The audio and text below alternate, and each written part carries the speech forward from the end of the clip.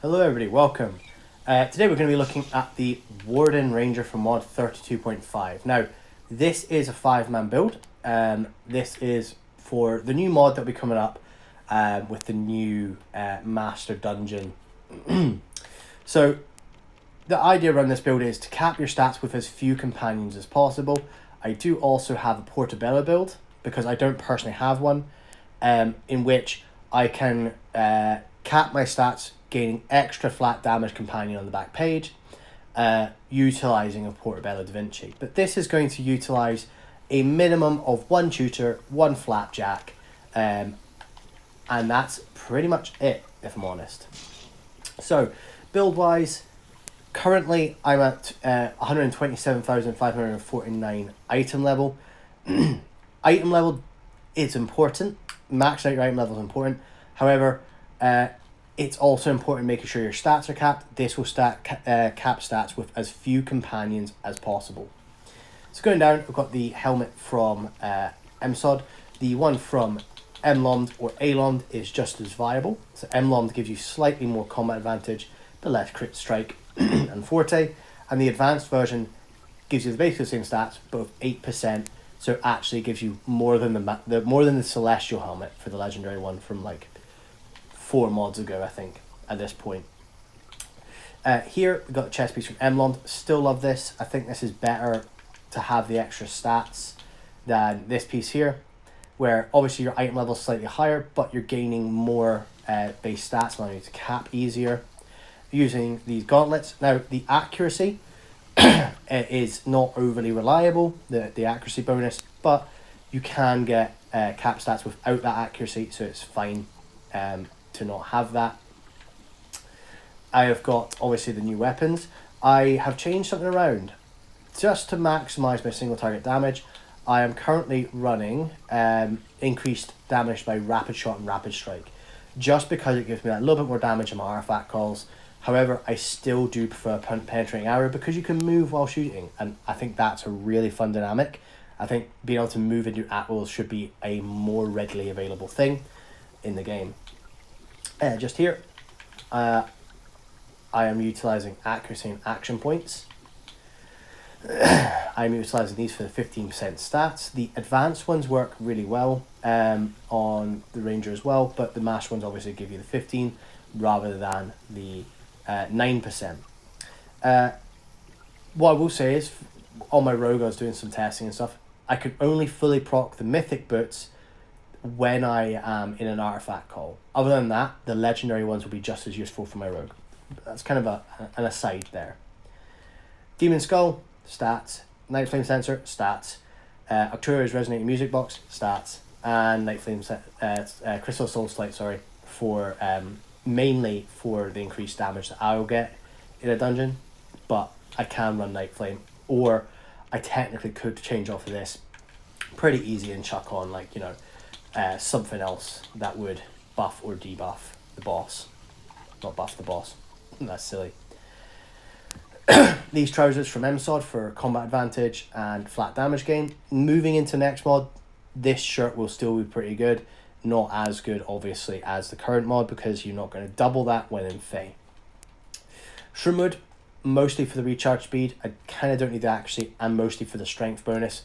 I have got builds where I have built around the ritualistic for the item level and the night piercing bindings for the item level, but what I'm finding is I'm not getting as much damage. Same thing with utilizing the detector set. When it comes to just a straight comparison, I don't get as much damage because strength is all your stats down here on the left hand side, these are the only stats in the game that aren't scaled in any way. So that's just a note. Bloodlit Veil, again, stats. And Rotsteel Coil of Blight, stats, basically. The big thing with this is there's nothing that takes a lot of time to proc. It all procs off of your hits, and therefore I don't need to wait for like 50 seconds or 65 seconds for some rings for my stats to get up to cap. That's what they look like static. And this is what I'm running. Oh, don't know why I've got that out. There we go. Boom. So I'm running the Celestial Rubelite Tourmaline with Garnets the rest of the way down and Forte down here. I am now running Rage of Flames rather than Devil's Precision, which is allowing me to get that flat damage gain because I'm capping my stats without it. This is the bonus of having my Celestial Insignias. I can get more flat damage. Sword Curse Tactician. Celestial Lightning Flash. I still run this mostly because it gives 1,000 combined rating still. It still gives 1,000 combined rating. That's really, really good. Movement speed because it's always useful. Powers will go through last. Just here, it's all offensive, some hit points, some movement speed, Forte, action points, recharge speed. And up here, it's just these ones that I'm using at the moment. I don't like Deathly Rage because things have to die, and in boss fights things don't necessarily die, and you shouldn't be getting hit for 50% of your maximum hit points in a single blow. That you should be avoiding that as a DPS, in all fairness. Over here, I'm running Etrine at the moment. I don't need to run Etrine, but I can. And I'm running the Molten Talisman and Companion for combat advantage, crit severity, and here, combat advantage. I've got flat damage, so Batiri, Minsk, Raptor, obviously, Neverwinter's Night. Currently I'm running the Cold Light Walker. I did have a build for 5-man without Portoella where I could run Celestial Lion's Presence. I would need the Spider Totem for the 2.5% combat advantage that comes from the Underdark. It comes from North Dark Reaches, which would bring my combat advantage up, but I was still 1% undercapped on crit strike and 2.5% undercapped on crit severity. And running this, it doesn't have 100% uptime, while your stats, these do have 100% uptime, which is why I've chosen to run these instead. Moving along, I'm running the Infernal Pounce, just the highest magnitude damage in the game at the moment, and it's based off physical strength. I believe the Realm Engine, I don't know if I have in this character. I don't think I do. Anyway, the Realm Engine can, I think, I was hearing from people who play Magic users more often, the Realm Engine can do almost equivalent damage for magical damage users. Here it is. Yes, I think that's it. So the Realm Engine can do equivalent damage, and it's based off intelligence, but the raw magnitude you get from Infernal Pounce is slightly higher. Obviously, as you see, it's not leveled up because I'm on a physical damage dealing class, or mainly physical, I should say. Currently I've got quick action on. However, I will switch to Providence if I need to. But I've got quick action on the moment. I do like quick action, but Providence will give me more base damage boost. So it's an argument between which one you want to run. In the stable, I'm running Gladiator's Gale, Cavalry's Haste in case my encounters aren't off cooldown when the artifact call comes, Tacticians, Artificers, and Guardian Spirit. Mostly running brutalities, skills and aggressions for the stats. Lastly, powers. Not much has changed apart from I'm currently using Rapid Shot and Rapid Strike. So Rapid Shot and Rapid Strike. Rapid Strike will hit while you're doing encounter powers, so you will get your at-wills in your artifact call as well as your encounter powers. I do prefer Storm Strike and Penetrating Arrow because Penetrating Arrow is the only at-will in the game where you can move and cast at the same time. I love playing with this. And so if I'm in easier content or I'm in AoE, I will still use Penetrating Arrow and Storm Strike because it makes a more dynamic playstyle. However, if I'm getting really serious with damage for an artifact call, Rapid Strike is going to do more damage, especially doubled by Blade Hurricane.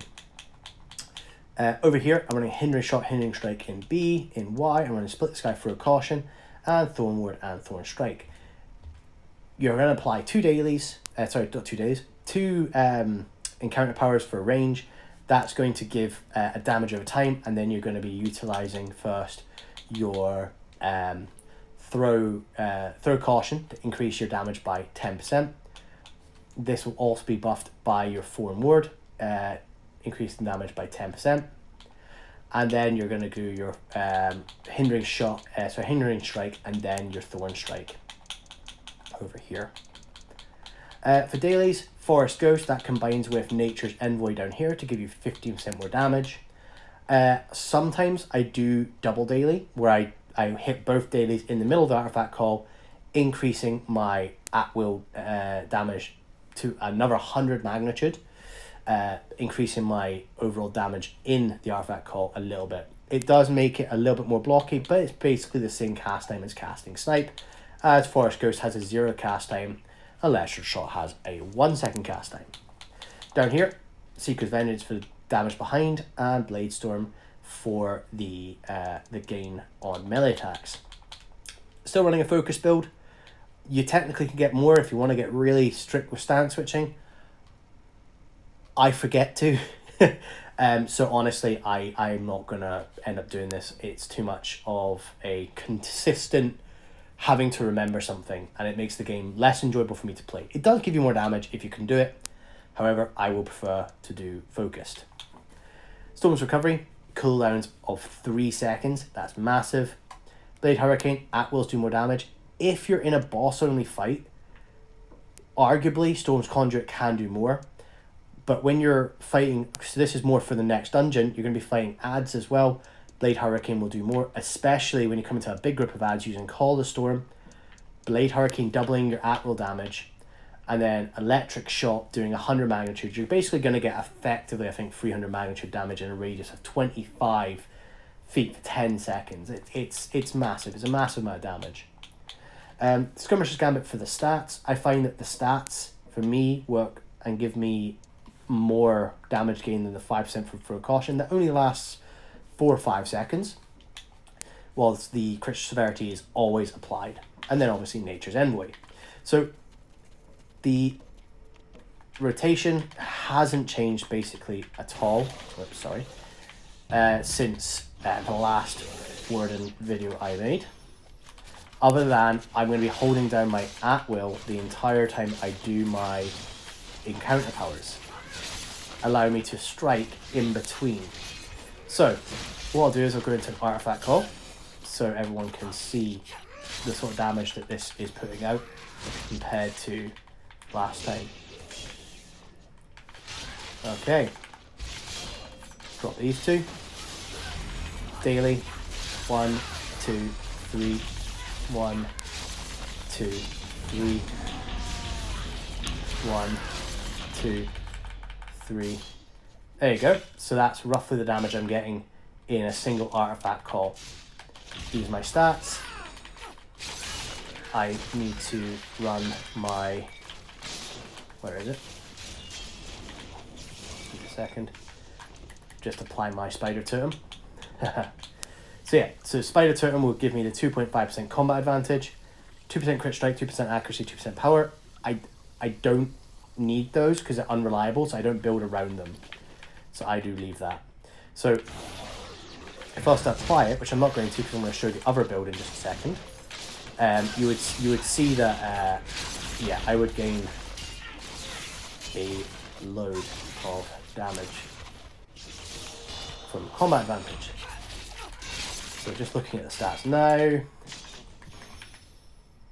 yeah, so 2.5% from my Spider Totem would fit in the combat advantage really nicely. Now what I'll do is I'll quickly do a double daily. Now you don't have to have full action points to do your double daily, you just have to have slightly over the right amount. So 1, 2, 3, boom, boom, double daily, at wills, mount power, at wills, artifact calls finished. So round about almost 80% of base damage in total on this boss dummy, which is massive, massive, massive. With the extra damage from combat advantage would probably be closer to what's it? Words are failing me today. Probably closer to the 80% of the boss's hit points in damage. Now, looking at the Portoella build, I need to wait for probably one of these things to come off cooldown. So what I'll do is I'll quickly just show the AoE as I usually do. I have got, for my main AoE, just because I like the dynamic play, I've got Marauder's Rush, I've got Constricting, let me see here, I've got Marauder's Rush to get in and out, I've got Constricting Arrow, Steel Breeze, and I've got Hindering Strike, Hindering Shot. So, to be honest, I will dash in, I will usually do some of these, I'll dash out, I'll use my Constricting Arrow, and I'll use my Electric Shot for a little while, until my Marauder's Rush comes back, and I can go in, do more damage, come out, and that's the way I would do it. If it's a large group of ads, what I tend to do is, I rush in, do my damage, rush out, use my Constricting Arrow, then my Electric Shot, and then just at will. And that's going to do an absolute ton of damage. Making sure to use my Hindering Shot when it comes off a cooldown, because that's going to double these at will damages. And then I can just rush back in, and yeah, nice and simple. Now, I did have someone talking about the range only build. As I said, there is one for Warden, and I might utilize this if we're in a particularly, if I'm dying a lot because the tank's not taking aggro, I will run instead this one, Binding Arrow, 1000 magnitude, your hardest hitting one, and an Oak Skin will give you healing as well. So I would use Binding Arrow, and this is my ranged only basically. So using my Penetrating Arrow to move when I need to move to, find where I need to move to, and then I have got my Binding Arrow, my Constricting Arrows, Hindering Shot, and then my at-wills. Using every sort of 3 seconds my my Hindering Shot to obviously increase the cooldowns, as you see there, increase the cooldowns, and then back into the rotation again, just like that. So, we'll look at the Portoella build now. So, as I say, the Portoella build is I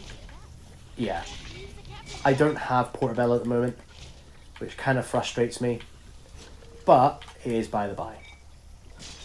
So, looking at my my build, the real difference is here. First of all, I've got these ones that increase your damage when you use a daily. They're really, really good. However, they're not, from what I understand, they're not working as they're supposed to. So with Forest Ghost, you proc this 4 times effectively, even though it should have it for only 1, because you only use 1 daily. It procs 4 times because you do 4 hits effectively. And you can utilize it as many times as you want in between artifact calls. So it's broken at the moment. This is not how it's supposed to be. And so when eventually it does get nerfed, because it will get nerfed, along with the chest piece from MSH, I will start utilizing the Greaves of the Crimson March for the damage gain. But for now, I am utilizing the Sabatons of the Flayed Legion. I'm running the Detector set, interestingly enough, for the extra 7% combat advantage and the Forte, which is my accuracy and power. Over here, all combat advantage. Now, I do have my Rage of Flames on, for the extra 5%. And companions down here, I am running Celestial Lion's Presence. This is just because I get to have a Portoella in the group. So it'll be Portoella, Tutor, Flapjack, Etrine, and then one other companion. So this is kind of like an ideal build, but I can't guarantee that that would actually be the case. So the consumables I'm using for them flat out would be Flask of Potency, super cheap, Squash Soup, Scroll of Fate, which is one of power, Prime Rib for 4,000 power, and Wildstorm Elixir, and then I would usually put this onto power or accuracy depending on the group. Bearing in mind, this is also thinking that we're going to have at least a Mystic or a Runic Aura. So let me quickly just go here and show you the stats.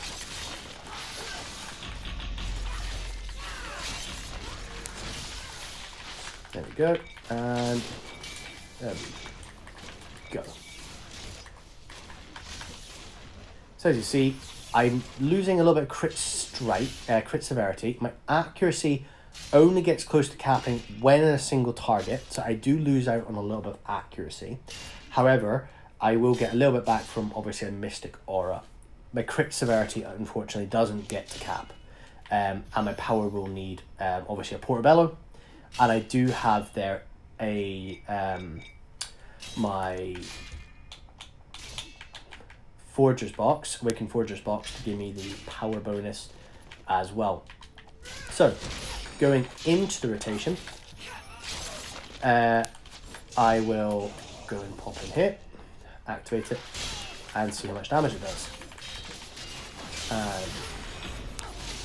1, 2, 3, daily, 1, 2, 3, 1, 2, 3.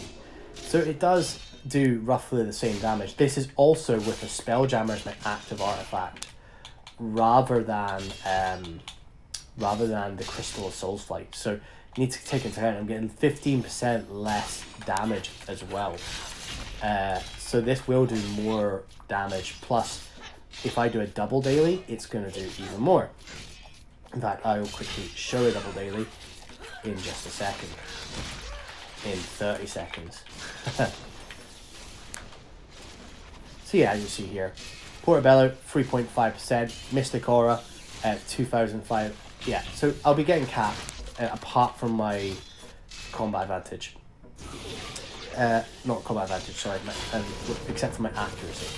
When I'm fighting 2 enemies or more, my accuracy will be more undercapped. As you see there, it's 80 instead. Which is not ideal, but it is what it is.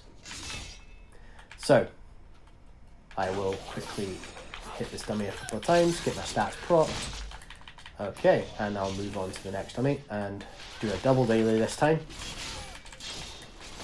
And drop. 1, 2, 3, 1, 2. 1, 2, 3. Mount. 1, 2, 3. That's my double daily there. So it does do a good bit of damage. It looks like it's doing less, but bearing in mind I do need to have a Portobello. I do need to have Mystic and a Mystic Aura as well in order to get my caps. Personally, most of the time, if I don't have someone in that group who has Portobello, I will just run my 5-man build, which I can't switch to yet because my artifact's on cooldown. But the 5-man build, I find personally, does more damage in most cases. It also allows me to run my Crystal Soul's Flight as opposed to, obviously, the Portable Spelljammer. The bonus is, you gain higher item level, but you do lose out on 6% strength out of your strength bonus. So that does make a big difference. Anyway, that is my Warden Ranger build for mod 32.5. Realistically, kind of coming into mod 33.